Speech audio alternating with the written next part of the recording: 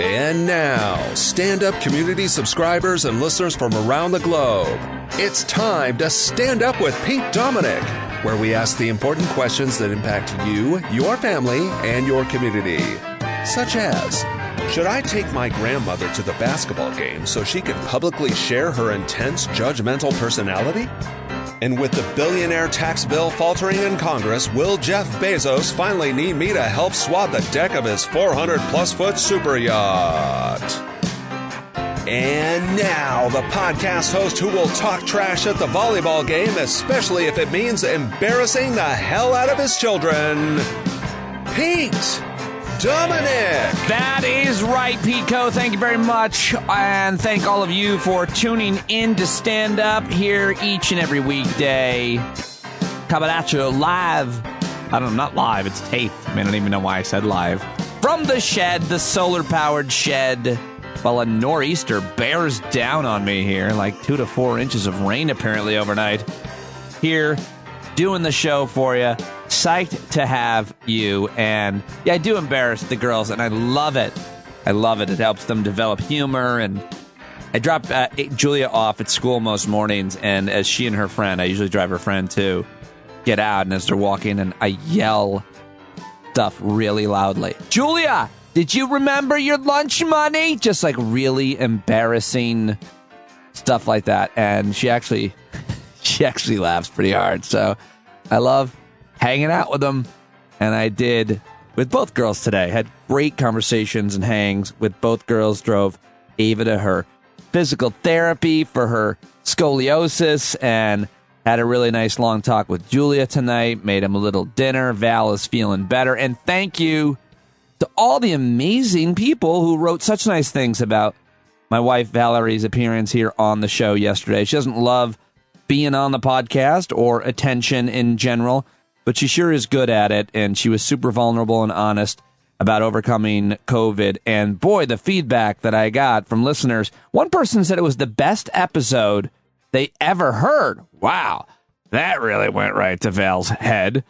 That was great, and it meant a lot to her to be able to share her story. And if you haven't listened to it, please go back and listen to yesterday. Also, Maura Quint was super vulnerable as well, talking about body image stuff and socializing as a middle-aged woman, and I can certainly relate as a middle-aged guy, and making friends with people. It was very good, yesterday's episode. A lot of great feedback. Thank you very much for that. Today, I have the great Glenn Kirschner joining me, former federal prosecutor. Lots to talk about with him. And making his debut on the podcast, one of your all-time favorite guests from the old show, Bob Rice.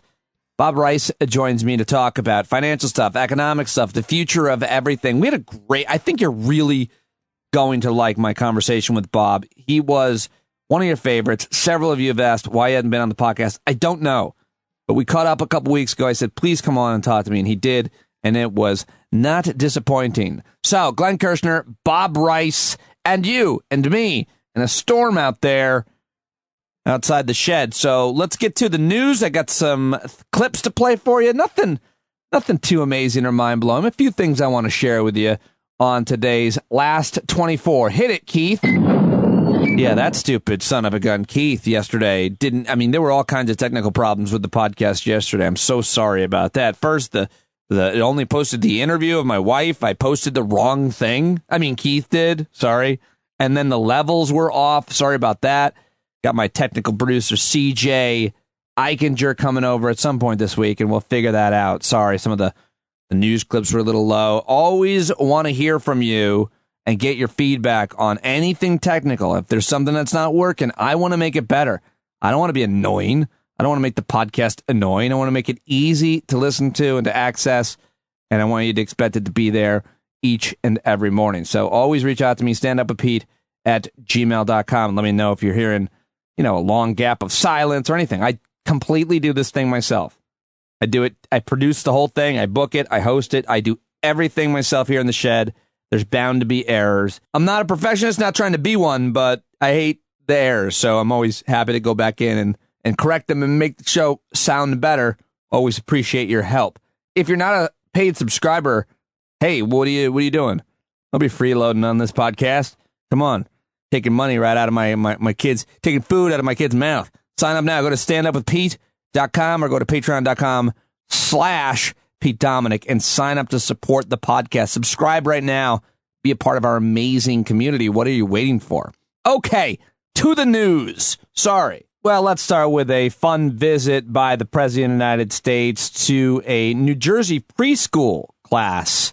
He was visiting a pair of pre-K classes at East End Elementary School in North Plainfield, New Jersey on Monday when a 4-year-old student sprung up from his seat, eager to show President Biden the words on the front of his red sweatshirt, which read, "Future President." And here's a little sound from his visit to that preschool on Monday. Hey, guys, thanks for letting me come in your classroom. Thank you so much. Appreciate it. And Mr. President, you ought to talk to me about the presidency. You know, when you're president, see all these people here? They're with you all the time. They get to ask you all kinds of questions, and you try to figure out how you can avoid answering them sometimes.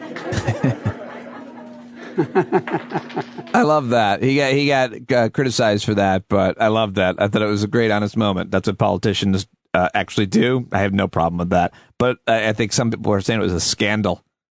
The really sad thing is that preschool class started chanting, "Let's go, Brandon," to President Biden, which was really upsetting because if you don't know what that is, look it up. Okay, the president then did make comments later about how important universal pre-K is. Here's a little of that. Look, we haven't passed the transformative infrastructure bill for a decade. Think about this. How many times under the former guy we had infrastructure week? Not a single thing happened. We need to get this done. And it isn't enough just to invest in our physical infrastructure. We also have to invest in our people. That's what my second bill, the Build Back Better plan, does. I just had the opportunity to visit a preschool in the East End Elementary in North Plainfield. North Plain provides access to preschool for all kids 4 years and above. My plan is going to make it possible for the district to expand that program to 3-year-olds all across America. The earlier our children begin to learn, the better for themselves, their families, and for the nation. Studies show that children who have attended high-quality preschool are 50% more likely to finish high school and get a 2- or 4-year degree after high school. But right now, we're lagging behind. Today, only about half of 3- and 4-year-olds in America are enrolled in early education. In Germany, France, the UK, and even Latvia, that number is over 90%. Over 90% of 3- and 4-year-olds are in school. My Build Back Better plan gets us back on track. We'll make 2 years of high-quality preschool available to every child in America. An average 2-parent household in this state spends $15,000 to care for just one young child every year. That's all important information. Did you get that? He was real Sleepy Joe in that clip and I think speech. I don't know. I didn't see the whole speech. But important information. I've been preaching to all of anybody who'll listen about universal pre-K. According to all the education experts I talk to and read, they all agree with what the president just said. It's such an important investment in America, universal pre-K. The parents get to go to work and they don't have to spend half their paycheck on pre-K, and the kid who gets pre-K ends up doing really well in school and life, far better according to all of the research than those who don't have access to school at age 3. Okay, well, and oh, by the way, we can definitely afford it. But here is the man who won't allow us to have nice things, the senator from West Virginia and man whose head looks like a balding eagle, Joe Manchin. If we're not being fiscally responsible, that's really concerning. Let me make one statement to you all. The best way to know who I am, and I've always been politically, in my political life, I've always said that I believe that government should be your best partner, but it shouldn't be your provider. Is 1.75 too much for top lines? 1.75 too much? I'm still 1.5, guys. All right, so he's still at $1.5 trillion, but more importantly, government should not be your partner, not your provider. Such a nonsense, stupid, lazy, dumb statement. I mean, it's just like So annoying. I don't even want to start ranting about that, but I'm so tired of that old orthodoxy about government's role and what it can or can't do, especially based on the trillions of dollars that this guy has approved for spending in defense, which creates millions of jobs. So whatever you want to say. All right. Here is the Vice President Kamala Harris talking about this bill as well. And I don't know. I just like this clip. There's an old saying, you don't want to watch sausage be made and you don't want to watch a bill be made. Sometimes it's not a pretty sight. But the end result, I mean, unless you're a vegan, of course, the end result is usually pretty good. But there's work to be done. I don't know. I'm sorry. I just like her. I think she's silly. I like when she's silly. And I wanted to share that with you. All right. That's the Vice President of the United States, Kamala Harris. And here is one of the top-ranking Democrats in the Senate. This is Dick Durbin talking about, yesterday we talked with Maura Quinn about the billionaires tax, and Dick Durbin laying out why to pay for Build Back Better, we need to tax the wealthy and how, well, here it is. Dick Durbin. Well, if the Republicans were in charge, I'm afraid they'd take that money that Lydia, who wrote to me, is talking about it, buy groceries, and put it right in Jeff Bezos' pocket. Now, I have nothing against Mr. Bezos. He's done fabulously well for himself. I've talked to him once, maybe twice, on unrelated issues long time ago. And I'm not opposed to people investing in business, being successful, and making money. But I don't believe that his income should be somehow walled off from the tax code. I believe he ought to pay his fair share, and if I remember correctly, and I'll stand corrected if I am wrong, I don't believe he paid taxes last year. So we're looking at that and saying, Mr. Bezos, congratulations, Amazon's a big deal. It's making a lot of money, and all of us, most of us, are participating in it, but you ought to pay some taxes. If you can build rockets and take your friends up for a little shot into space, shouldn't you pay a few bucks in taxes? I don't think it's unreasonable. Same thing holds true for these corporations. When we look at the biggest corporations and most profitable in America, too darn many of them pay no federal taxes. What's going on here?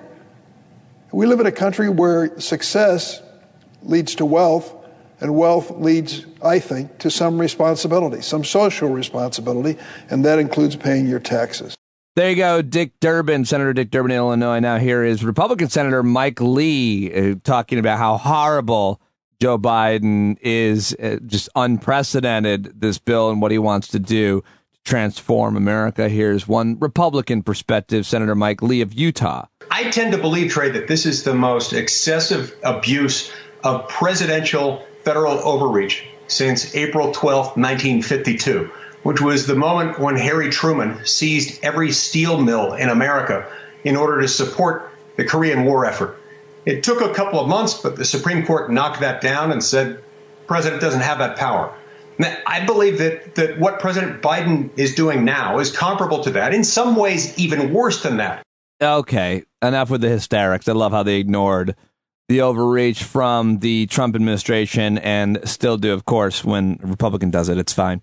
Okay, now let's listen to my favorite Congresswoman. It's Alexandria Ocasio-Cortez talking about the importance of the Build Back Better bill when it comes to homelessness. So much, Madam Chair. You know, we've seen a lot of commentary from my colleagues across the aisle and, claiming that the Build Back Better plan, reconciliation, infrastructure, social infrastructure, et cetera, is some big socialist conspiracy. And I just want to address that very quickly because the idea of a current package where we are debating means testing, modest investments, minimize climate action as socialist is an insult to both socialists specifically and the general public's intelligence generally. But moving on, I think that when we talk about the issue of housing and particularly public housing, we need to make sure that we're centering the folks who are impacted most by this issue. And to hear commentary that these hearings are a waste of time and that they are unnecessary when we have individuals who have experienced homelessness testifying right before this committee is just frankly unprofessional, and it's wrong. This is, for folks who are curious as to why this is, we've had several housing hearings. This is a housing committee. It is the Financial Services Committee, also previously known as a Banking and Housing Committee. So this is our job, and we're here to do our job. There you go, Alexandria Ocasio-Cortez yesterday on Capitol Hill. And now let's go to MSNBC's Chris Hayes, who had my Congressman Mondaire Jones on to talk about the progress and the goals of the January 6th committee. Expulsion from Congress is obviously an incredibly dramatic step. It's been contested before the Supreme Court. Take me through your thinking about what that threshold should be. How seriously should we think about that as a remedy? We should think about it very seriously. Let's be clear. January 6th was an attempt to overthrow the federal government, to stop the certification of that free and fair presidential election last November. And of course, it was an event, a violent insurrection that nearly took my life and the lives of so many of my colleagues and, of course, staff persons at the Capitol, including the Capitol Police. So we've got to make sure that we take this very seriously. I realize that it's been a few months since it happened, but it is no less serious today than it was on January 6th itself. And what we are learning through this investigation by the Select Committee, and increasingly through public reporting on that investigation, is that the folks who tried to kill us on January 6th came dangerously close to doing so, of course, but also came dangerously close to overthrowing the federal government. Expulsion has to be on the table. It is one of the most severe consequences, if not the most severe consequence, that Congress can engage in.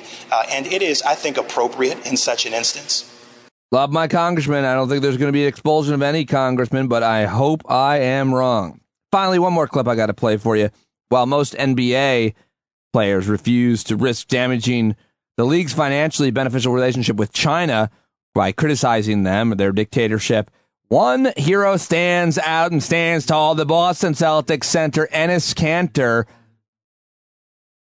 last week called the Chinese leader Xi Jinping a brutal dictator. This week, the 29-year-old center ripped Nike as a hypocrite for being silent on issues in China. It's about 3 minutes. I'm just going to give you just a minute of it. And if you want to see the rest, you can go watch it on the internets. Dear Nike, your company says that you are making a positive impact in our communities.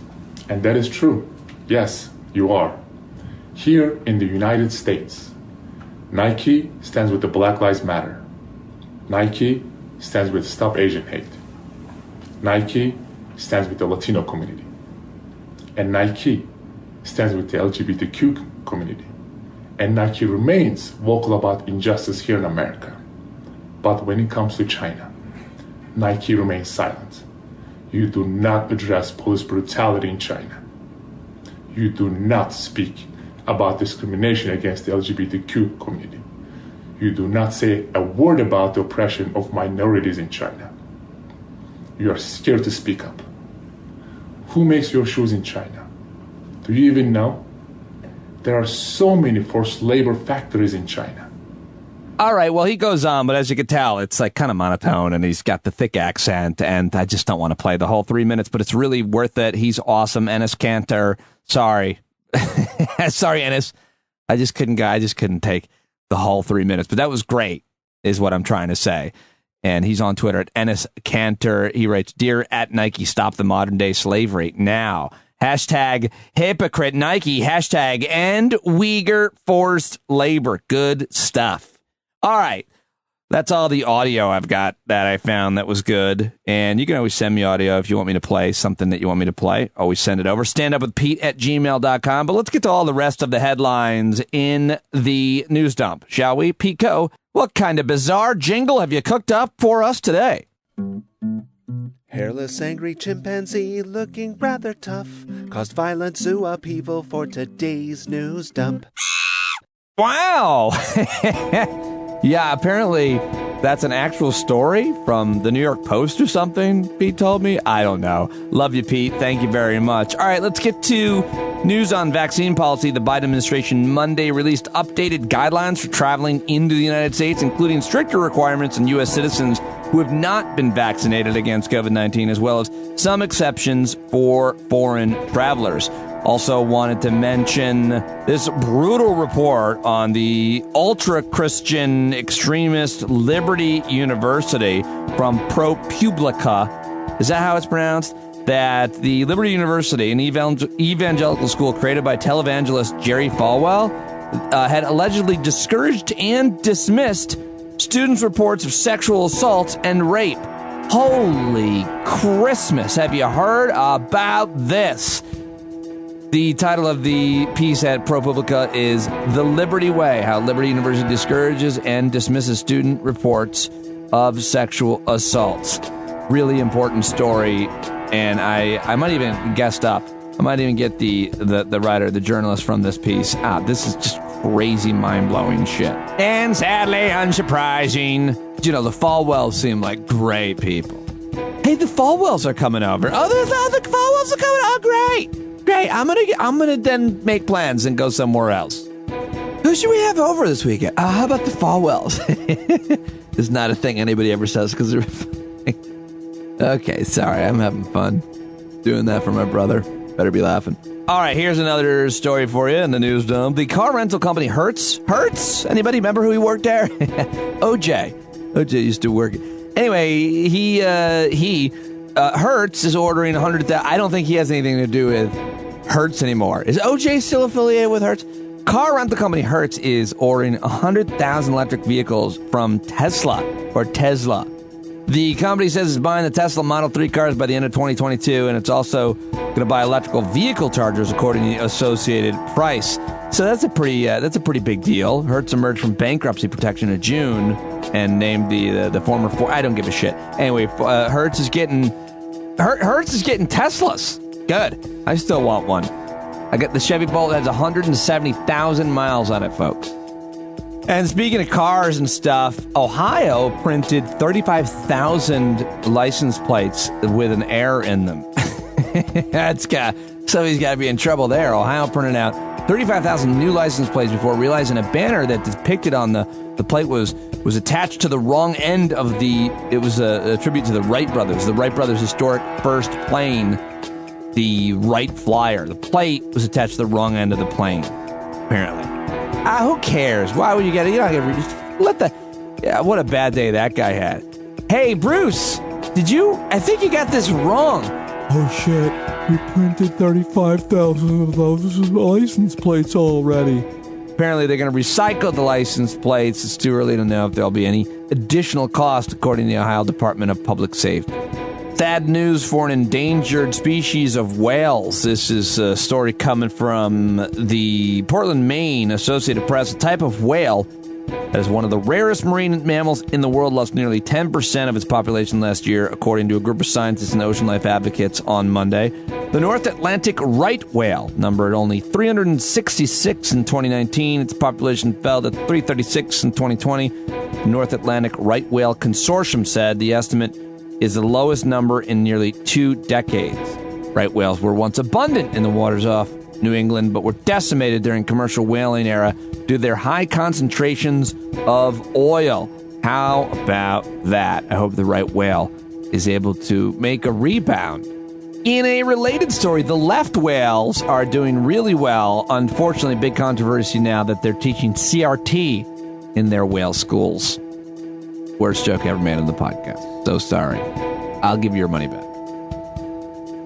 And in an effort to ease congestion at the nation's busiest port complex in Los Angeles, the Long Beach officials saying they will start fining shipping companies whose cargo containers linger for too long at marine terminals. So I don't know if that's going to make any difference, but I'm paying real close attention to what's going on out there. Trying to learn more about it. I talk about that today with Bob Rice.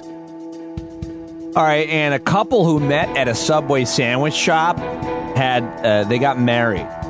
They met at the sandwich shop. And I was reading the sandwich, and Subway apparently delivered sandwiches and cookies for the couple's guests, which is hilarious. But this is a Subway shop in Michigan. But here's a weird thing. They met at the Subway in 2017, but the woman said she was at lunch with her mom when they noticed a cute guy eating in the restaurant, and then the mom ran out and grabbed the guy in the parking lot and handed the dude her daughter's phone number on a receipt. And then they got married. But whatever. But I mean, just the mom hooked it up. I don't know. Cool mom, I guess. Congratulations to Julie and Zach Williams, who their wedding was sponsored by Subway. Good for you guys. You know the tuna's not tuna, right? Sorry. It's all actually right whale. Yeah, can I have a 6-inch Italian herbs and cheese right whale? Thank you. Little mayonnaise. Appreciate it. Peppers. All right. Well, my friends at Moderna said that on Monday that a low dose of its COVID-19 vaccine is safe and appears to work in 6 to 11-year-olds as the manufacturer joins Pfizer in moving towards expanding shots to children. Moderna hasn't received the go-ahead to offer its vaccine to teens, but it's studying lower doses in younger children while it waits, according to the Associated Press. So there you go on the Moderna smoothie. Go get that soon. That'll be great.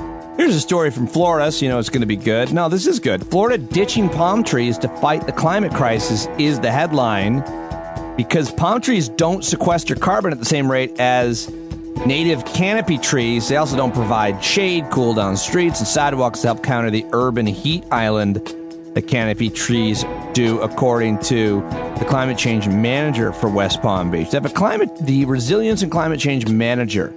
That's a cool job. And so, anyway, I thought that was an interesting story. If you want to read more about that, that's a cool move.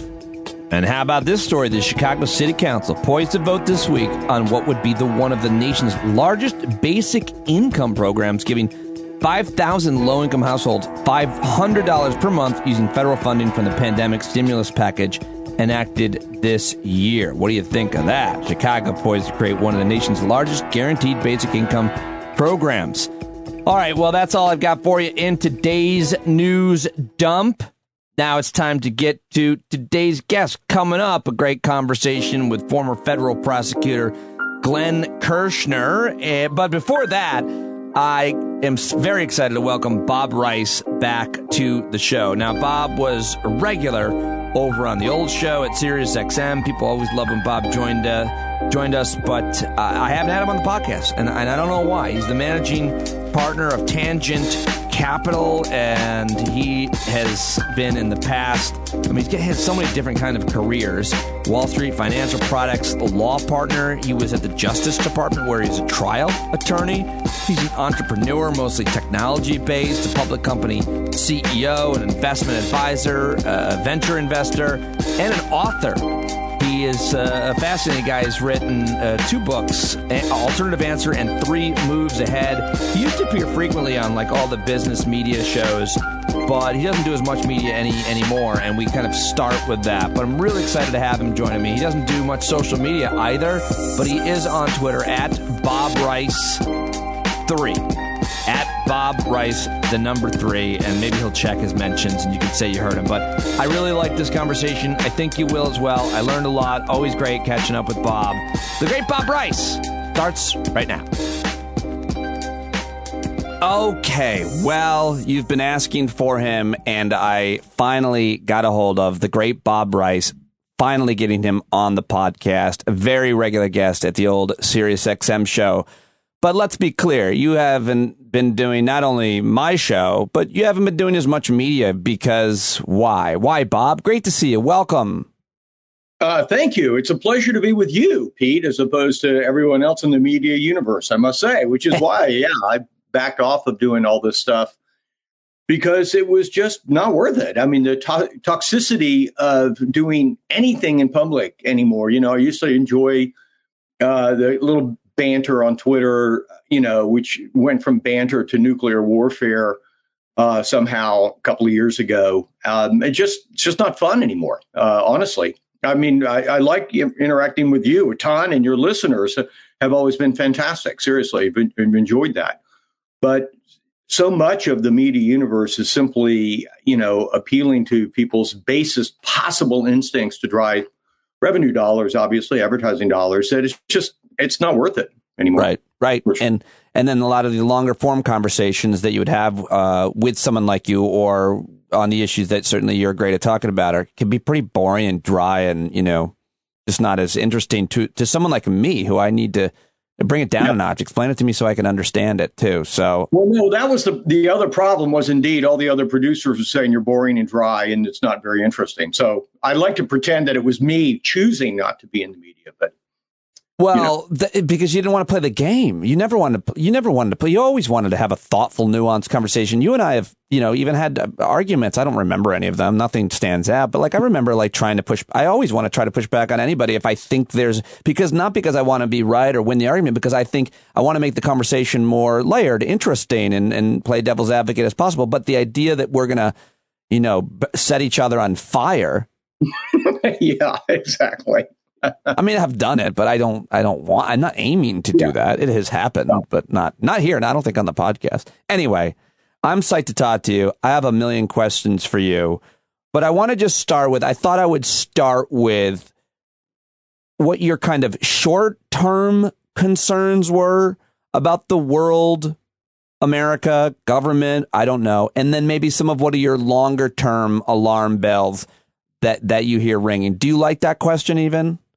Well, I like the question, although it's a little bit negative, right? I mean, you could ask me what I'm excited about. Okay, no, that's fine. Let's go. Yes, thank you. Let's start with what's exciting you right now, Bob? Thank you. Yeah, you're welcome. And right off the bat, we'll have a nuanced conversation because you'll disagree with me and then you'll be right where you want to be. Oh, good. So I am excited about the longer term trends in energy production.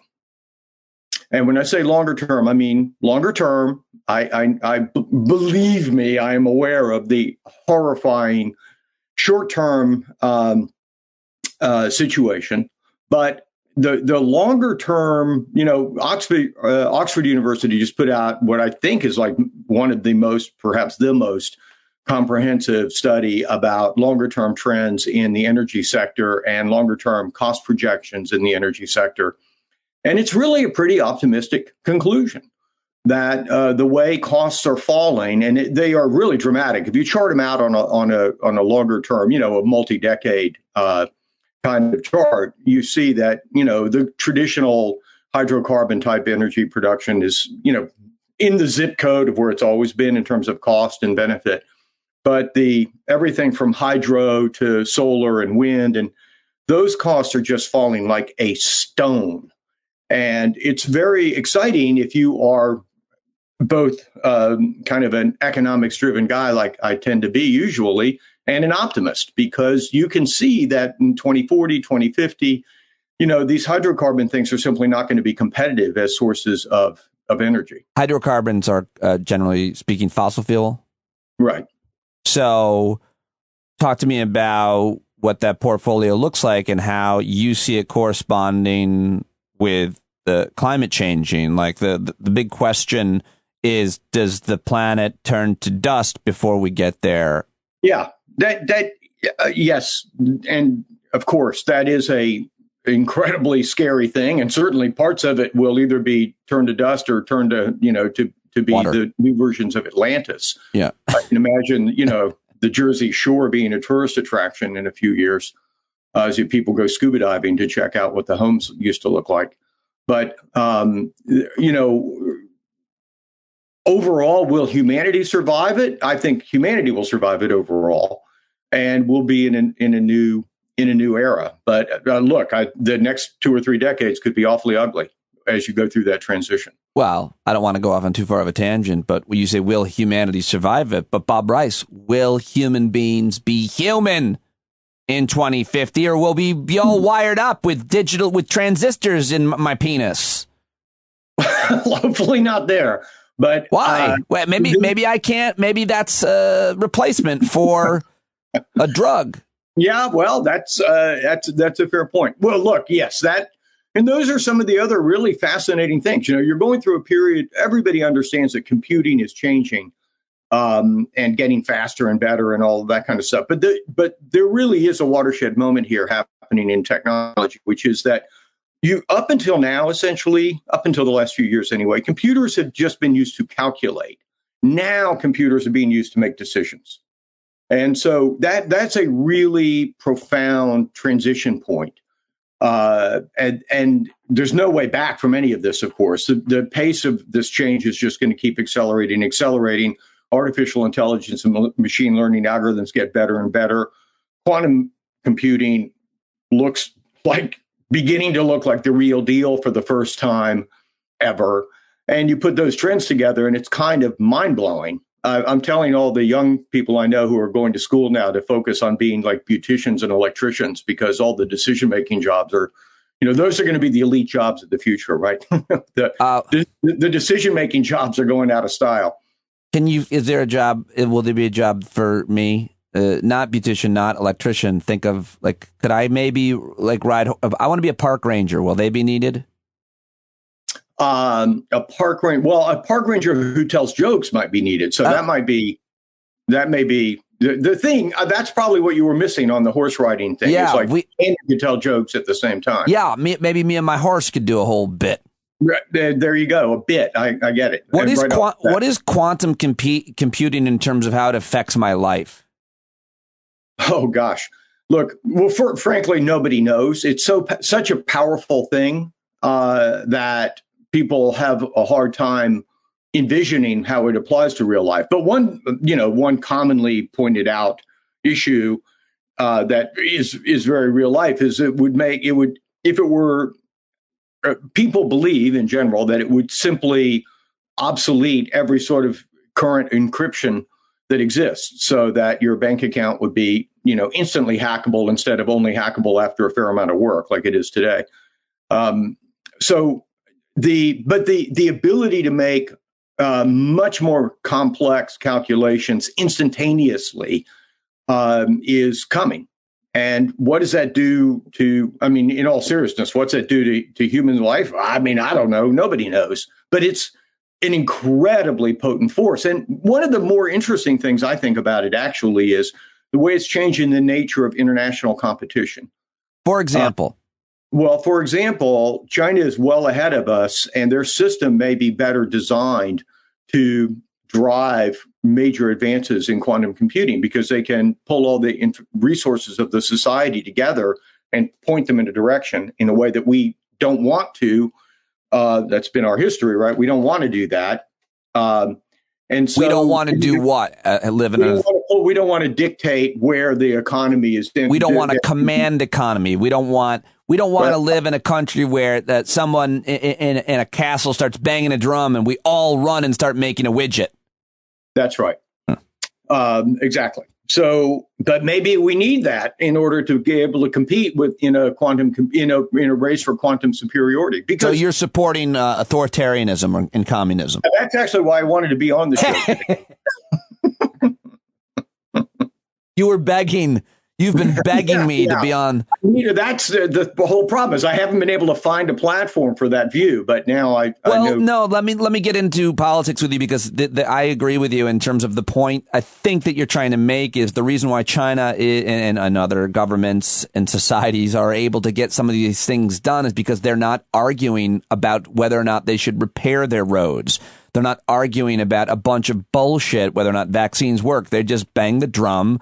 And maybe that's racist, but whatever. They tell everybody what to do, and people do it, and they create it. And in the meantime, in democracies, and with more speech than ever before, we are arguing. There's a certain percentage of people believe Democrats are eating babies, and that COVID's not real, and that the vaccines don't work, and all of that. And so we can't get some simple things, much less the complex things about the future, ideas accomplished. Yet the last point I would make is I would feel like American capitalism would somehow be able to get around that, and it's multinational capitalism. Like, how did I do, and what am I missing? No, you're not missing anything. But world history is replete with everything in world history goes through cycles. And the idea of democracy goes through cycles. The idea of the power of totalitarianism goes through cycles. The more disruptive and the more profound the changes are at any particular point in history, that generally speaking, that's pointed back towards more centralized decision making and more command economies. So, we're in this battle now. The good news is that the rule of law actually matters, and we have the rule of law, and China doesn't. And so I think that from the outsider's point of view of China, everybody fell in love with the idea of China as a growth engine, and China is great, and China has a stock market, and they're assuming, oh, their stock market is like our stock market. Well, that's not true. Ask Jack Ma at Alibaba, whose stock has lost, $335 billion over the last year because the China government said, you're getting too big for your britches. The end. And so they're going to go through a period, I think, of significant disinvestment and significantly more isolation. And that's the good news. I mean, frankly, if you're worried about international competition, and I do, I think that's kind of the good news. And generally speaking, the rule of law, and we're hoping that the open exchange of ideas keeps pulling the smartest people in the world here, assuming we're going to let them in, of course. And we can deploy them in these ways, and we win the game in the long run because of that. But it's a competition of different styles, no question. Let me ask a big question about history, which I know you like as well. But how did America become so rich and powerful? Maybe you want to do post-World War II, and how have we become less rich and powerful, or the rest of the world has become more competitive with us? Like, what about our society? How have we maybe not been able to adapt to continue to dominate the world with our ideas, products, and services, and poke any holes in that? I'm just trying to. Well, it really is a fascinating question, right? I mean, if you. So look, I mean, it's not like the rest of the world has done so great, in general. It's not like Russia's tearing it up. It's not like Europe is tearing it up. LATAM is improving. Africa is improving. India is improving. But it's not like any of these have become a super dominant force in the world. So, I'm not sure I'm such a believer in the idea of American decline. We do have a new rival who, again, is using a different system. It's and this is one of the great things I find really fascinating. It's a different system. Maybe they're going to get it right. I don't really think they are, but it's possible to do. If I were to point at one thing with the what's wrong, so to speak, an artifact of the American system that I think is deleterious to long-term prosperity is this incredible short-termism, our inability to think beyond like 5 minutes from now and instant gratification, like that, whatever that childhood experiment is where they leave the kids in a room, for 2 minutes with a cookie and tell them not to eat it. And like 80% of the kids eat it and the 20% go on to have incredibly successful careers. We're like the 80%. We have to eat the cookie right away. I think it was a marshmallow. Marshmallows, yes, thank you. Well, the short-termism, I think we've probably talked about this before, but in terms of, you're not talking about the short-termism in terms of my wife and I planning out our week or even my career. Me personally, I feel like you're talking more about how the titans of capitalism work, they run their companies almost quarterly, and what benefits them as owners and the shareholder class is not necessarily what benefits the company in the long term, which is why we've seen companies going out of business and making terrible decisions. Is that what you mean by short-termism in terms of? That is. So let's go back to energy. I mean, everybody can see where the world literally has to go. The firms that dominate future energy sources are going to be long-term winners. But the petroleum companies just cannot get off the heroin. And it's not even their fault. I mean, this is what's so weird about it, Pete. Our system is literally built to almost force them to maximize short-term profits. And so in the short term, it's more profitable to pull more oil out of the ground than it is to invest in a wind farm in the short term. Well, and that's a big problem.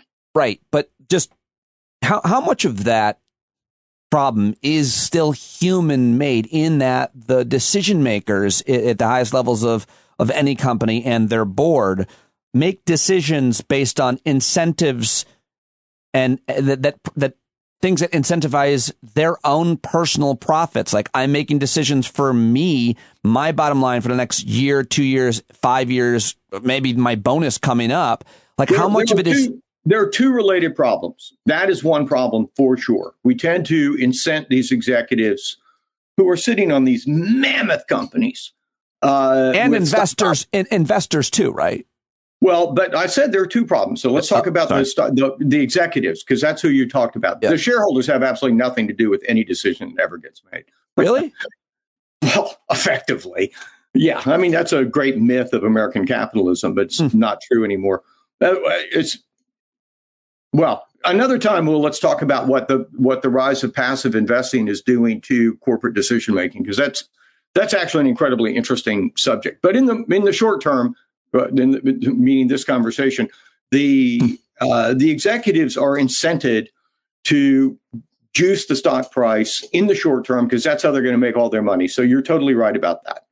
But B, it's just the nature of it's the nature of American corporations. I mean, essentially, Delaware corporations, which 99.9999% of all corporations in the United States are, you've got a duty to maximize the value of the shares. Your duty as a corporate executive is to the shareholders, and it is to maximize the value of the shares. This is why, for example, honestly, I don't mean to make light of this, but I do have to say, let's just say, I won't say I laugh, but I will say I shake my head every time I see a outraged headline in the New York Times, Facebook maximizing profits over.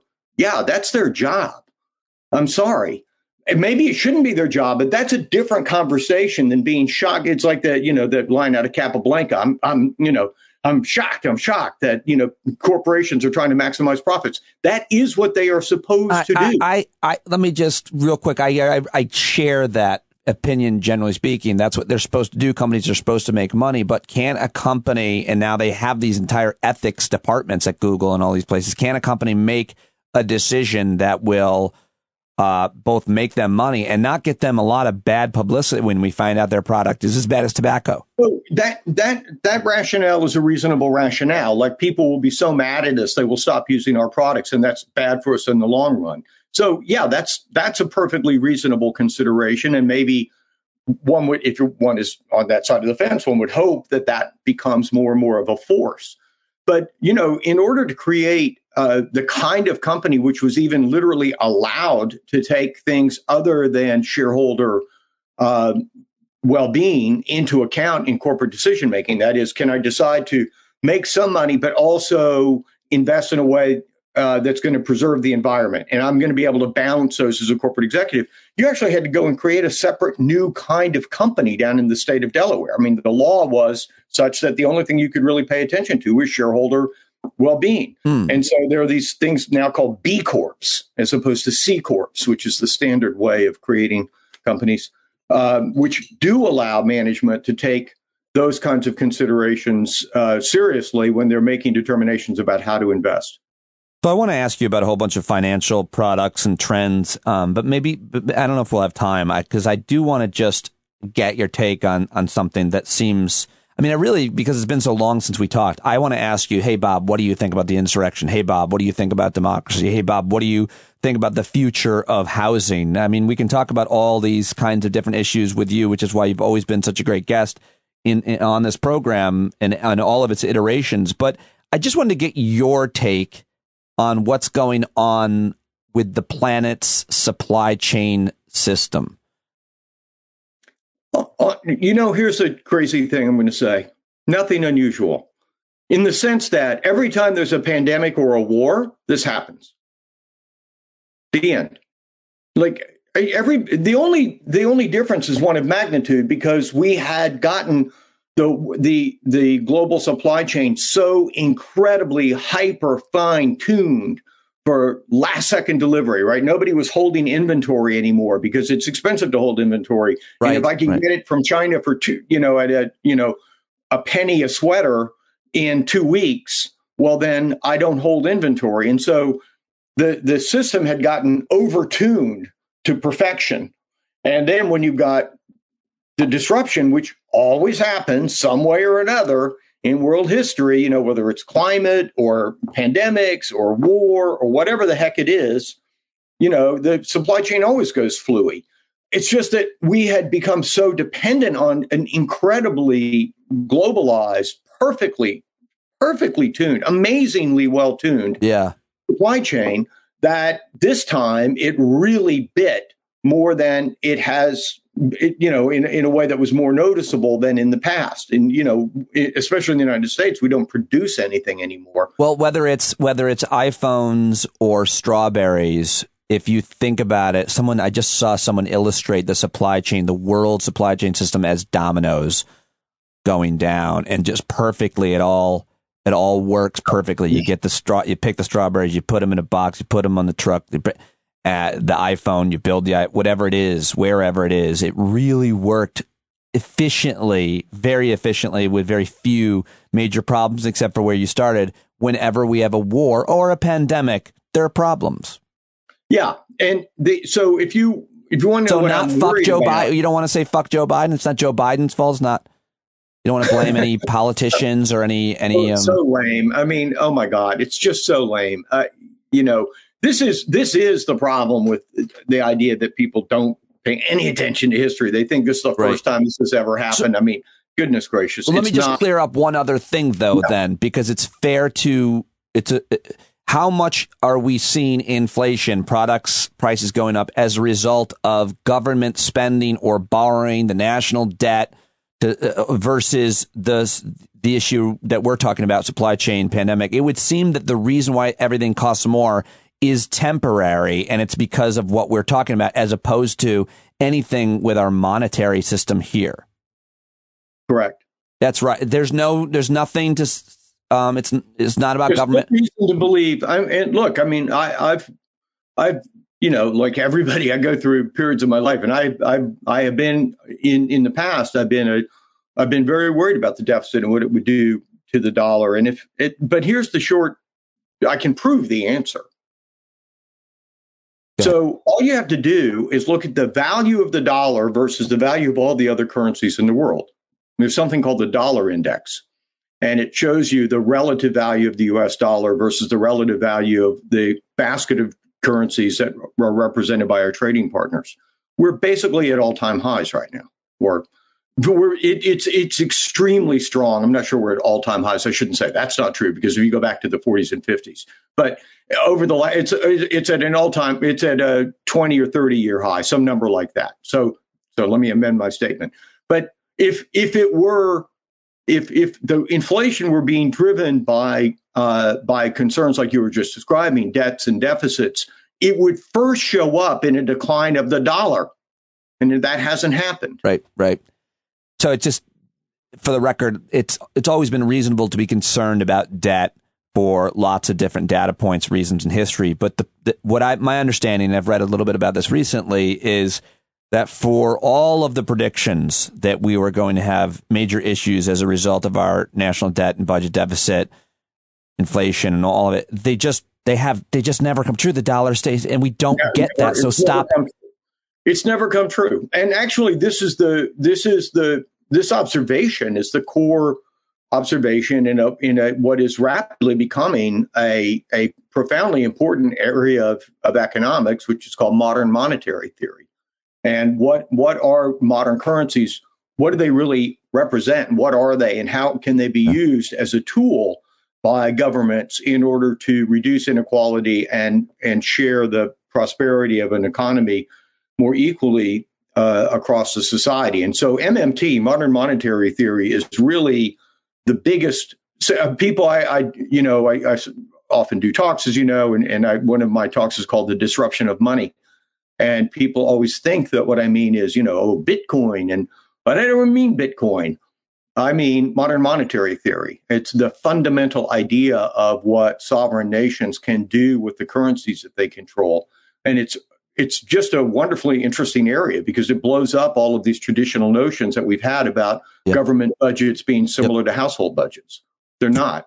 One of my favorite things about you and a lot of the great thinkers who I've gotten to interview and talk with and get to know is that your mind changes about all kinds of different issues as new trends, ideas, information comes out, as circumstances change. You can hold an economic argument or theory for a long time, but when it doesn't come true, or a new information, new data comes through, you don't have to, maybe you didn't hear about it, but you don't have to keep arguing that. You change it and adapt to it, which is what you're constantly doing, taking in information. And I love that about you. I want to ask you though, the most important question about that short-term question is, do you see things returning to, quote, normal in terms of shelves being filled and cars coming back down in terms of the prices of things, et cetera? Yeah, of course. I mean, is it a 3/4 of the year type thing, or is it a 8 quarters, a 2-year thing? I don't know. And I'm sure it'll depend on the exact nature of the good in question. And look, the other thing that will happen is you'll start to develop alternative supply chains, and that's already happening. You're gonna in the future you will have shorter supply chains. You'll be less reliant on this crazy good but fragile international system that we had developed prior to the pandemic. And, things will change. Remember that the reason that the internet became the internet was because the Defense Department developed an alternative information delivery system in case the telephone world got blown up, which, of course, and that's what gave us the internet. And so we'll do the same thing. We just saw the equivalent of the telephone network get blown up. And now we're going to say, oh, wait a minute, those things get blown up sometimes. We need to have alternatives for chip manufacturing and et cetera, et cetera. And probably this is very good for U.S. domestic economy, because you're going to see, and you are already seeing, even the very conservative Republican wings of the government are supporting a new kind of industrial policy that's never been supported by them, or not been supported by them in half a century at least, because they see that we need these shorter supply chains originating here.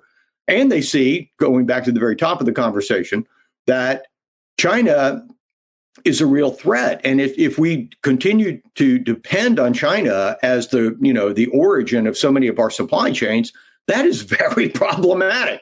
So we need to change that. So, look, everything that happens in everything that happens has a lot of bad stuff and a lot of good stuff associated. And it may be that one of the things is we develop out of this pandemic is that we develop a more robust, meaning, proof from disruption type of economy here. And in that way, provide a lot more what people considered, middle class and lower income type jobs, and bring them back onshore.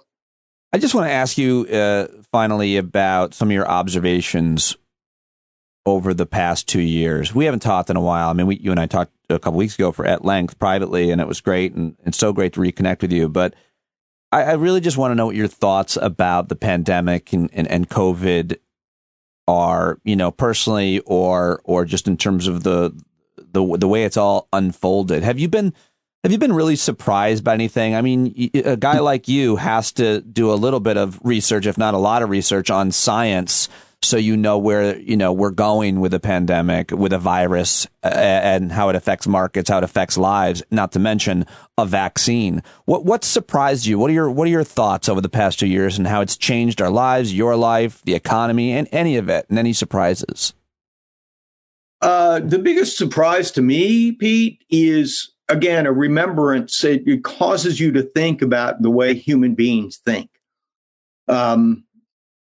And of course, here what I mean is that, this stark divide between the pro-vaxxers and the reluctant vaxxers, or whatever we want to call them. What's going on there? I mean, I get angry about it in the sense that I believe, this giant pool of unvaccinated people is providing a population that allows variants to promulgate. And that's scary for the rest of us. But I mean, more deeply than that, how is it that we have such a profoundly different view of reality? But then you think back and, there have been mass hysterias over time. You've got the Salem witch trials. People believe, we are very susceptible to believing irrational things. And, it's just a quirk of the way our brains work, which maybe argues that we should all get replaced by robots and artificial intelligence at some point. But it's endlessly fascinating to me to look back and see the echoes of this kind of, these kinds of literally irrational belief systems. Yeah. that pop up throughout human history. Rwanda, Serbia, exactly, yeah, the Nazis, and demonizing and dehumanizing other people and what they believe, and making them sound more like roaches or parasites. And I mean, you see that happening. You see that happening it's here. Always happened. But that's the thing. It's always happened. So, this is just kind of a new vector of that old dynamic. And it's very alarming. And, obviously it has something to do with tribalism and the survival of your tribe. And that goes back, and, maybe this goes back to when we killed off all the Neanderthals. I don't know. But it is a really, really fascinating thing to me. And that's because you can study these things and think about them and talk about them and, oh, isn't that crazy? They were so, but then you live through a period where you believe anyway, that a huge number of people are acting in a genuinely irrational fashion. Yeah. And you are amazed by it. It's kind of wild. I mean, there is disinformation and misinformation, which creates a lot of concern and fear about, say, getting the vaccine. But there's something that's so much more frustrating, disconcerting, or often also seen in history. It's this idea that I'm not going to take that shot because you told me to, because I don't like you. I'm not going to take it because it's going to piss you off. And it's a weird way of punching yourself in the face. Yeah. It's own the libs. Right. But I wonder where, if we've seen parallels with this. I got to talk to one of my historian friends on this, where you kind of like, there's a solution to your problem. It's available and it's free, and you're not going to take it up. I mean, there you go. Yeah, exactly. So it's just worth, absorbing that that's the way this is going down. And, again, you can get mad about it and scream and yell about it. But to me, you asked me what was interesting. Yeah. To me, that's genuinely interesting. Yeah. I just, wow. How about that? What are your thoughts about the future of American democracy? Who do you like? Who's the thinker? What's the theory? Gosh, I think my biggest concern about American democracy right now is I see so few candidates that current politicians that you really can put your trust in and feel good about as leaders and as thinkers and as dynamic personalities that confuse the diverse points of view that have sprung up and seem to continue to be radicalized on both sides. I see the total opposite in terms of Democrats. I love all these young people running local, state, and at the national level. Like someone like, do you find fault with or have criticisms of someone like Alexandria Ocasio-Cortez? She seems to be, whether you like her politics. Look, she's the most entertaining person in politics right now. I think she's the smartest. Look, I have a different view of a lot of things. I think she does not understand a lot of the economic principles that she espouses. And I say that as a fan. I'm very serious about that. I am a fan of hers in terms of her personal integrity and her freshness and her creativity and her leadership skills. And I really am. Is there anything I'm concerned that she doesn't really fully grok a lot of things that she talks about, but she's young, so that's cool. Tax policy, or what are we? Monetary, fiscal policy, tax policy, other things. Again, most entertaining person. I'm sure you saw her in that designer dress that said "Tax the Rich," showing up at the charity ball at the Met, which was was hilarious. I've always thought that's why I think she's smart. Like, people always talk about how Republicans are so great at messaging and they're such great communicators. I've studied media forever. They're not doing, and I'm a comedian, they're not doing anything special. They're just scaring people. That's all they're doing. The left and liberals, we don't do that as much or as well. We don't even want to. We find it more immoral. So being creative, that's why so many liberals focus on comedy. And I've wanted desperately for a politician to draw attention to his or herself with their, in their ideas through some entertaining ways. But you keep saying she's entertaining. I think she's brilliant at how she's creating awareness, fighting apathy, which is always all I've tried to do is fight apathy. But more importantly, just here at the end, do you not want to tax the rich, Bob? I I think where are you on a billionaire tax? Sure. I mean, again, it's look, these are not, you can't summarize that. I don't think you can summarize that conversation in a 3-word phrase. Where are you on a billionaire tax? We've got to go. 10 seconds. Yeah. Billionaire tax. Sure. Absolutely. I'm joking. Like I'm got to go to a commercial break, Bob. We don't have to go. I want to let you go back to work though. But no. So is there anything, specific about her or any, I don't know. I asked you because I do think there's a lot of great, thoughtful young folks that are running for. There are some other ones. I mean, I told you I'm in on her, but I don't think she's ready. I mean, I don't think the country is ready for her. I shouldn't say she isn't ready. I don't think the country is ready for her. And I think she needs to prove out a lot of her policy chops, but she's young. So I'm saying, yes, as a young politician, she's very impressive. It's always been more interesting for you and I to analyze the policy, not the person. So when we do this next time, hopefully soon, we'll talk about, and maybe we can argue, I'll try to mount an argument against you on some of the policies that I think are, great, or that a lot of these progressive folks are pushing. But I don't know. It's hard because you're talking about China and how they're able to get stuff done. Like, we need universal blank to get things done. Like, it would be, if we had universal pre-K, forget about how much that affects a kid when they're 18, that they had that. It lets people go to work. You can't go to work if your kid's at home. And you won't have kids because even if you're fairly affluent, you can't afford the pre-K. It's more than your mortgage. It makes no sense to have kids for people who have money even. So it's like, a thing like that is the best thing for the economy. It's certainly what other countries do. Where would you be on that? And then I'll let you go. I'm for it. Real commie. Turn out to be. Real. Well, I don't want to go on and on. I mean, I think, that's remember we were talking about short-termism versus long-termism a little while ago, and everybody's going to say, oh, but in the short term, that's going to blow up the budget. And so we can't afford to do it. And that's nonsense. We can afford to do it. Right. And that's the kind of thing we do need to be doing. And you're absolutely right. Early child care, it's a crisis, that just as you said. And so 100%. The best investment you could make, it would seem. Any society, like a little community of 10 houses, much less a country, that would seem like the best investment you could make. So that when that kid turns out to, Yeah. No, right. Couldn't agree more. I mean, again, this is long-term economic smart decisions. That's what I'm in favor of. And that it clearly qualifies. Bob Rice, everybody. I could talk to you forever. I really appreciate you joining me today. It's been way too long. I also love that when I do love like 3 or 4 times you gave me succinct answers to what seemed to be somewhat complex problems, where it's just like there are bigger things that certainly Bob can talk about, and you can talk about those things, those quote simple things at length too. But the simple answer sometimes is the best answer, and then we get to move on to something more complex. I love that about talking with you, because everybody else wants to. Great to reconnect. Seriously, Pete, really enjoyed it. No one more than me, often wants to hear themselves talk, but you are, you're always good to be like, hey, listen, yeah, for sure. What's next? Let's move on. Which I love. Love talking to you. All right, man. Thank you very, very much. So great to get you back on. Yeah, take care. Bye.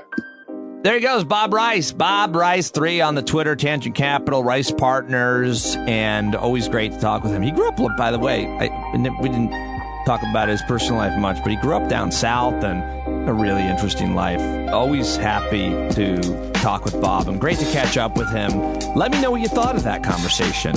Did you like that one? Should we have Bob back on soon? You tell me. What'd you think? I'd really like your input because he hasn't been on the podcast before. So email me, standupwithpete@gmail.com, and give me your input, insights on anything and anyone, and tell me who you want to hear, as always. Okay, coming up now, it is time for another conversation with the great Glenn Kirschner, everybody. He's a former federal prosecutor, and he is a MSNBC legal contributor, NBC News, as well as a YouTuber. He's got a very popular YouTube channel, and you got to go subscribe to him there. On Twitter at Glenn Kirschner 2. Always great to catch up with all the legal news and issues and thoughts with Glenn. You should follow him, support him on Twitter, on YouTube, on Patreon, the podcast. Here we go. Let's kick it off. It's time for the Kirschner Report with Glenn Kirschner. Glenn Kirschner is here. Very excited to see him. He's been all over the case, of course, on everything legal because justice matters. Here he is. Glenn, thank you for joining me. Lots to talk about. Pete, how you doing? Justice matters. That's catchy. I'm going to have to go with that, I think. I think you should use it as like a catchphrase, put it on mugs and stuff, and I think it's really going to take off, but I don't know such things. So justice does matter. I'm not sure that everybody agrees, and I suppose justice is different things for different people, but you're a former federal prosecutor, 30 years in the business, and I just wanted to start, before we get to Steve Bannon, whether or not Garlick does actually turn him away. Merrick Garland, I want to talk about him and his appearance on Capitol Hill last week being, criticized by Democrats for not doing anything or not taking the action that I think that you have been calling for and others. Where is the Attorney General and Department of Justice on any kind of prosecution of Trump and his acolytes? So I'm conflicted, Pete, because I can't conceive of a Department of Justice that sees all of this crime by Trump, his criminal associates, his criminal enablers, in the harsh light of day, and they, decline to investigate it? They decline to indict these people for the crimes they inarguably committed. I can't conceive of that. So I am holding fast, trying not to be naive, trying not to be Pollyanna, holding fast to the notion that they are methodically working behind the scenes. We don't know about it, which is exactly as it should be. We shouldn't know about it. The thing is, we're so accustomed to leaks that we ordinarily do know about it, right? We hear that, Matt Gaetz is being investigated. So we hear things. When we hear nothing, we don't give the Department of Justice credit that they're doing it the way they should be doing it. We assume nothing's happening. I can't conceive of nothing happening because it's not just Merrick Garland, Pete. It's Lisa Monaco, the Deputy Attorney General who I worked with at the DC U.S. Attorney's Office. It's Vanita Gupta. It's Kristen Clark. These are good, law and order, dedicated public servants. I don't see them giving away our flippin' republic to Donald Trump and his criminal associates. I can't conceive of that. I would sure like to see Merrick Garland or one of his strong deputies just once step to the camera and say, look, American people, I understand how anxious you are because of what you just lived through, and all but 700,000 of you survived to tell the tale. We are investigating criminal politicians because you know what, Pete? What I just said doesn't compromise an investigation one iota, but it reassures the American people as long as they can do that honestly. There's no reason why they can't do that. Juxtapose what we're experiencing now. Radio silence on whether they're investigating Trump and company with what we heard from Jim Comey. We couldn't wake up without hearing about the FBI's investigation of Hillary's emails. Right. On again, right. Off again. Oh, you know what? We're not going to prosecute her. But listen, ladies and gentlemen, says Jim Comey, let me tell you all how reckless she was in case anybody out there is still contemplating voting for her because the election's tomorrow. My God, that's insanity. And I'm not asking for that. But you know what? A little bit of good for the goose, good for the gander. I would like to see the Dems start to go hard. Let's play fair, but let's play hard. What does that look like to you? First of all, it looks to me like locking up every criminal politician for whom we have probable cause. That's the standard to get an arrest warrant for somebody. Pete, we have probable cause out the wazoo. That's a legal term for 10 counts of felony obstruction of justice by Donald Trump, documented in Volume 2 of the Mueller report. Mueller said he can be locked up on January 21st. And we've heard crickets. Why? That, Pete, I don't understand. All the FBI has to do is literally, I never go anywhere without my Mueller report. It's all tattered and dog-eared like our democracy. All you have to do is walk into a judge's chambers, attach this to an application for an arrest warrant for Donald Trump. 10 federal judges out of 10 will sign the flippin' arrest warrant. Why hasn't that been done? You know what? DOJ seems to be sleepwalking through it, and I'm concerned. Do you carry, do you have the Mueller report, at the grocery store? People recognize you now from your television appearances and your YouTube. I mean, if we see you. Yeah, I tuck it in my belt. I don't carry a gun, but I have Mueller report will travel. I tuck it in my belt. I heard you put the Mueller report in your ass to make it look like you have a more curvaceous. Is that not true? I heard that. I don't play blue. Stop it. Okay, let's talk about the issue surrounding. Did you do a video on this? I didn't see it. I don't know if you've talked about this, but the Department of Justice announced a couple weeks ago that they were worried. There's an organization that represents all the boards of education in the country, and they wrote a letter to the Department of Justice, and they said, "Listen, parents are fucking getting crazy here. They're threatening people. This is a problem." And now the right is freaking out. I listened to an hour-long interview with these right-wingers who are going crazy about the DOJ is hunting down American parents for their freedom of speech at these BOE meetings. And I kind of think it's like when you see a storm cloud brewing, it's hard to get ahead of it if you're in law enforcement. But we see what's happening. Department of Justice gets the letter from the BOE. They say, we're going to alert the FBI that this is an issue. And we'll be on the lookout. And, of course, it gets twisted that we're going to start arresting parents for yelling at BOE meetings. Are you paying attention to this?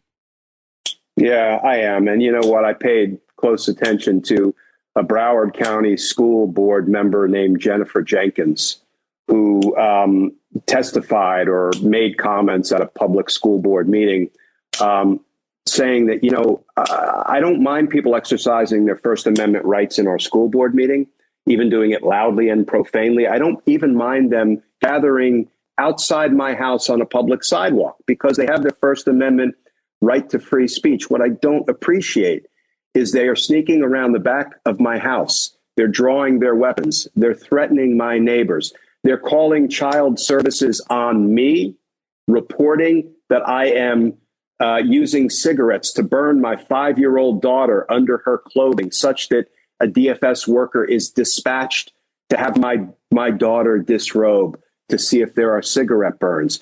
This is what Donald Trump has unleashed. This is what DeSantis has unleashed. I applauded Merrick Garland when he said, we will use federal resources to protect against violence at school board meetings and protect children. That's sort of what we want law enforcement to do. Pete, it's not the people who are wearing masks and taking reasonable precautions that are, threatening violence. It's not the people who are dutifully getting their vaccines and getting their children vaccinated when they are of appropriate age that are threatening school board members. It's the insane Trump supporters. I shouldn't say insane. It is the Trump base that's doing it. And you know what? I want law enforcement to protect school board members, teachers, parents, and children against that.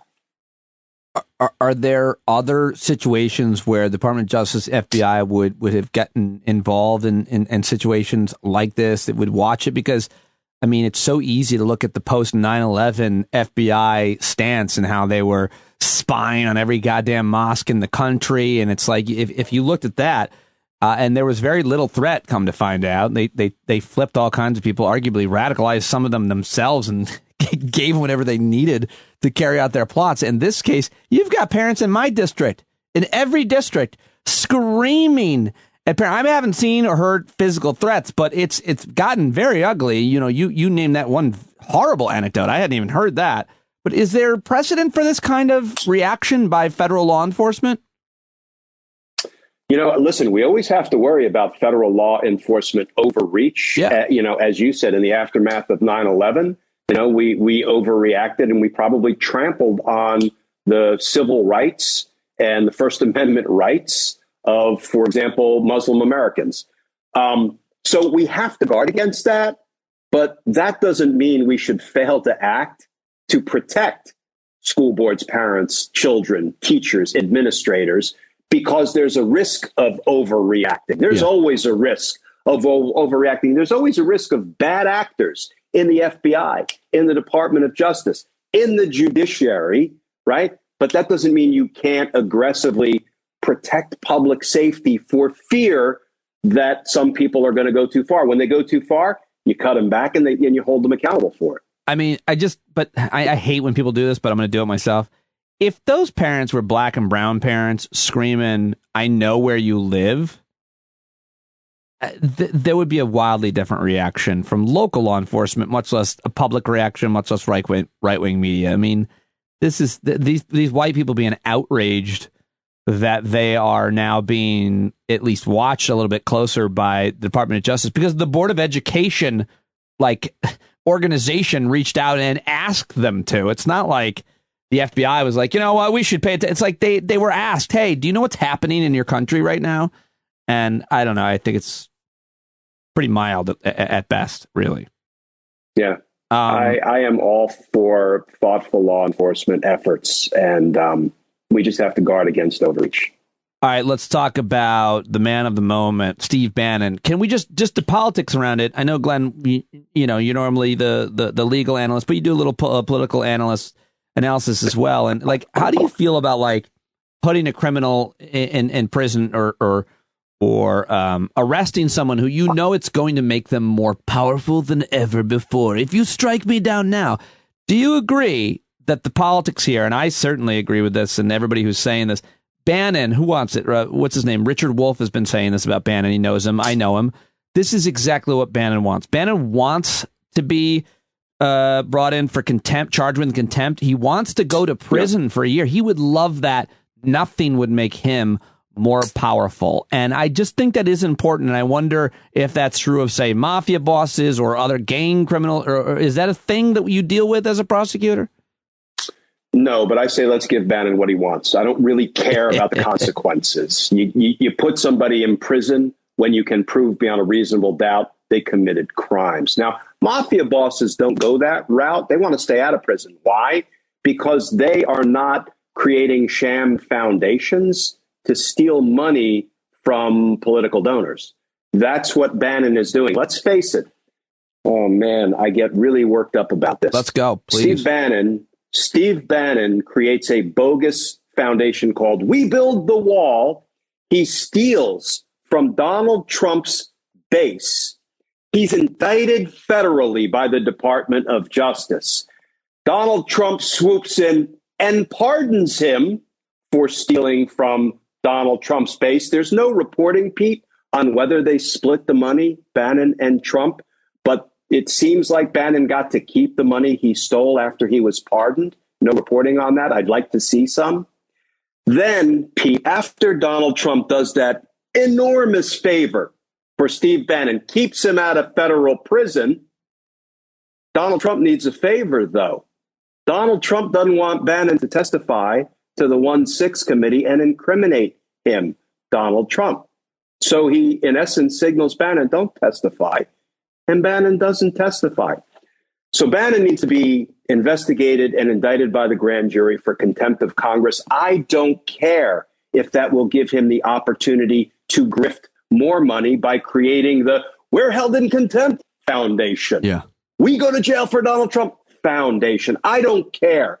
Give him what he wants. Because once you start making prosecutorial decisions based on how others will perceive those decisions, what they'll do, what they won't do, will there be violence from Donald Trump supporters? We are lost as a Department of Justice. We are lost as a country. That's not what prosecutors do. You don't make calculations based on politics. You make calculations based on the law and the facts. Let me understand. Did you see that Colbert bit making fun of the 1-6 Commission's real lack of teeth legally? Did you see that? It was so perfect the way they laid it out. But it seems like the House of Representatives, this 1-6 Commission in the House, their subpoena power, there's no consequence. You don't show up, it doesn't matter. It's got to go through this long, convoluted process, which is, I'm confused about it. What power does the House Commission have legally to here? What could really happen? They have power. They have teeth, but instead of biting, they sit themselves down in the dental chair and pull their own teeth out by not deploying their inherent power of contempt. There used to be 3 ways to enforce congressional subpoenas. One was civil enforcement, where you bring a suit to compel Don McGahn to testify, and Don McGahn runs out the clock for 2 years. Right. And is never compelled by a court to testify. Instead, he negotiated some really favorable terms of his behind closed doors appearance, limited to only what was disclosed in the Mueller report. That was a win for Don McGahn. Civil enforcement is dead, right? Because the courts allow themselves to be weaponized and they let nefarious litigants run out the clock. So let's set that to the side. There are 2 left. Criminal referral to the Department of Justice, which just happened to Bannon. That is to punish, to criminally prosecute and imprison the person who is in contempt of Congress. The other is the inherent contempt of Congress. That hasn't been used since the 1930s, but repeatedly the Supreme Court said in the 20s and the 30s, it's a lawful vehicle Congress has to enforce its own important subpoena power. The problem is they won't use it. They refuse to use it. That's where they're sitting in the dental chair, pulling their own teeth out. I don't understand it. There have been legal experts who have begged and pleaded with Congress. Please use your inherent power of contempt. Well, we're going to seem heavy-handed, and we haven't done it in so long. There will be court challenges. And yes, all of that is true. But how will you feel looking back at the end of our republic, saying, you know what? We never were viewed as heavy-handed by using our inherent contempt power. Is that going to give you a lot of comfort as you look back with our Republican ruins? No, use it. Lock up Steve Bannon, which is the procedure. You send the sergeant at arms to arrest Steve Bannon using your lawful inherent power of contempt. You take him over to 119 D Street, Northeast Washington, D.C., Capitol Police Headquarters, 4 perfectly good cells that I know have been cleaned out and prepared for guests, and you lock him up. And then what he does, Pete, is he files a lawsuit. This is horrible, unlawful, unconstitutional. And you litigate it immediately in real time. And the courts will say, the Supreme Court said it was lawful in 1930. It's still lawful. Steve Bannon, sit your butt in the witness chair and testify, because that's how you purge the contempt. This is not rocket science. That seems like a long way to go, though. I mean, do you think that's... Is our republic worth it? That's a fair question. What are the Congress people you talked to? You talked to Swalwell. I mean, he must be supportive of that theory. I think I've seen Joe Neguse recently on air say we need to use our inherent power of contempt. I've heard some members of Congress talking about it. They've declined thus far to do it as we watch our, republic continue to burn. What are you looking for from the 1-6 Commission? What conclusions do you think they could come to? This big piece yesterday in Rolling Stone connecting several congressmen and women to the planning of 1-6 looks pretty bad. Who knows, if what happens in a court of law. This is a journalistic endeavor with a couple of sources, apparently. And I didn't read it because I don't have a Rolling Stone subscription. But so I'm not sure. I still don't quite know what they think they're going to find in terms of criminals. It still seems like kind of a thing that just happened in the heat of the moment. It still seems more like a riot to me, where all those people should be prosecuted for federal crimes, for breaking and entering, doing whatever they did in the Capitol. But like that, we're not going to find out some nefarious organized plot that. Well, we already found it, Pete. It's already in the evidence. Give me 3 hours in front of a D.C. jury and I'll prove it beyond a reasonable doubt. The people that are, and what I expect out of the 1-6 committee, frankly, is exactly what they're doing. They're investigating it thoroughly. They're documenting it. They're going to see if there is legislation that needs to be put in place. And they're going to package up criminal referrals of every crime they find and every criminal they identify and deliver it to the Department of Justice, hopefully for action. I hope the Department of Justice is already investigating and will act on its own. I read the Rolling Stone piece a couple of times, and I'm doing a video about it right now. And the 2 sources who are named they're not named, they're unnamed, but they are referred to throughout the piece, who say, Boebert and her staff and Gozar? Gozar and Marjorie, MTG, three names? And so they were coordinating with their staff in the run up to the insurrection. They were coordinating with Meadows. I am hopeful that those two people who are talking to Rolling Stone are cooperating witnesses in the 1-6 prosecution of the 650 defendants that the prosecutors at the U.S. Attorney's Office have developed and are working. Lots of them are formal cooperating witnesses. So I hope we have a parallel criminal investigation up and running.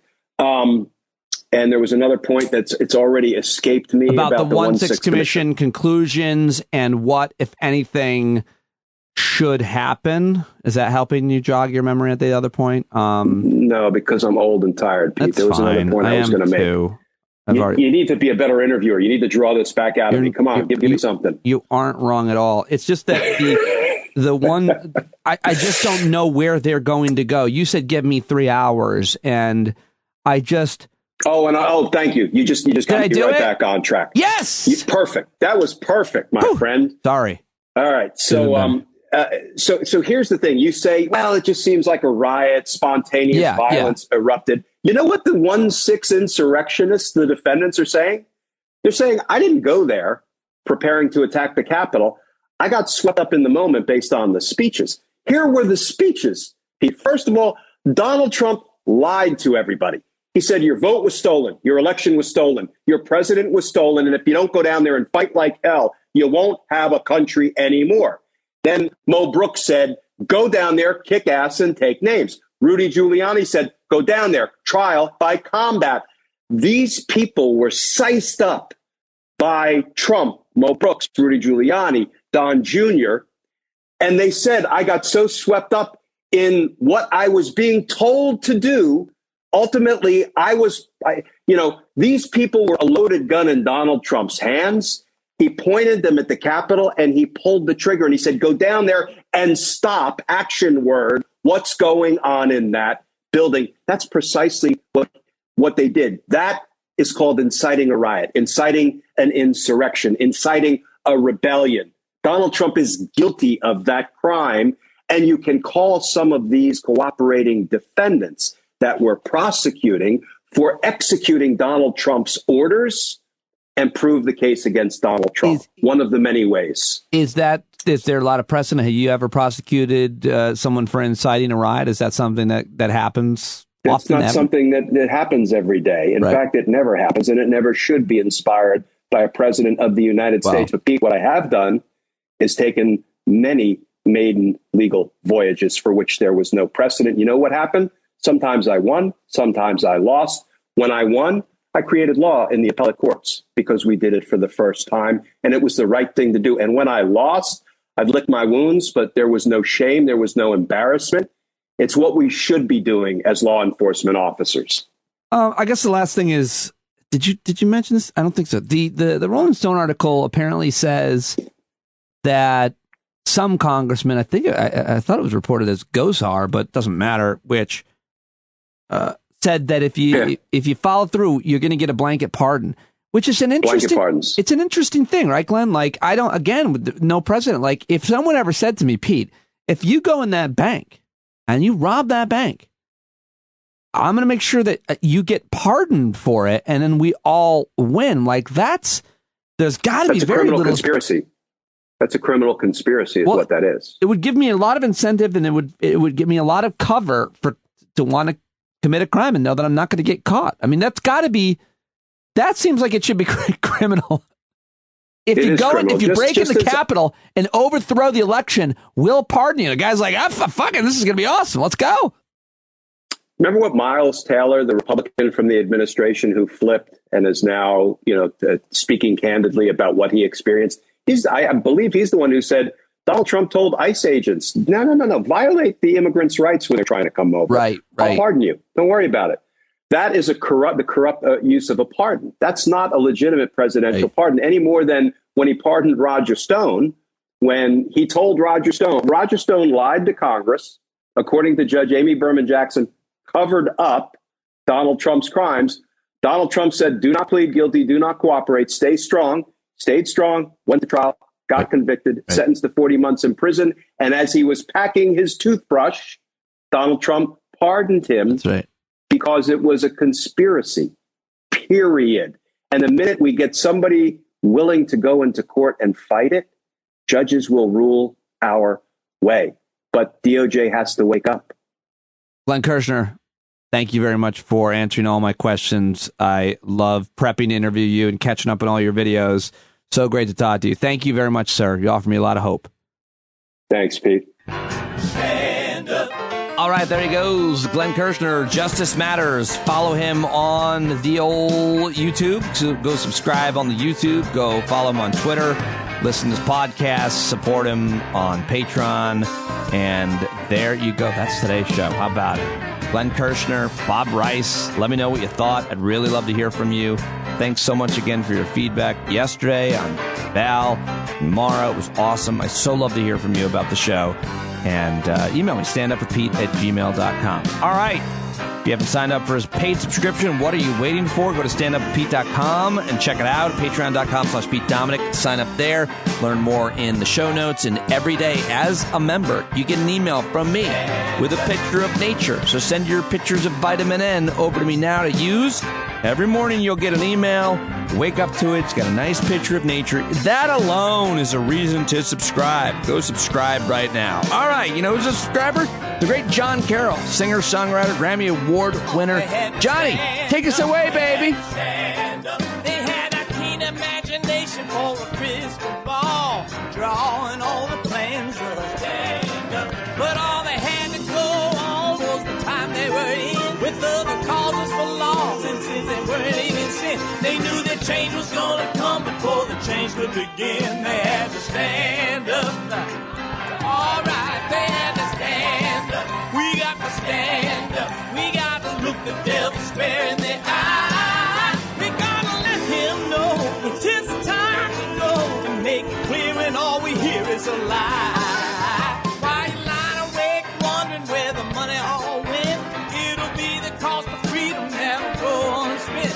You can see him flee the scene of that experiment if you stand up. All right, we got to speak up. We got to reach up and raise your voice in every way you know how. Don't be toes up. You got to show up. Ain't no better time to do it but now. No need to pledge allegiance to no wanton tribe. Rise up, show obedience to the voice inside, and listen well, and it'll tell you not to run and hide. It says stand up.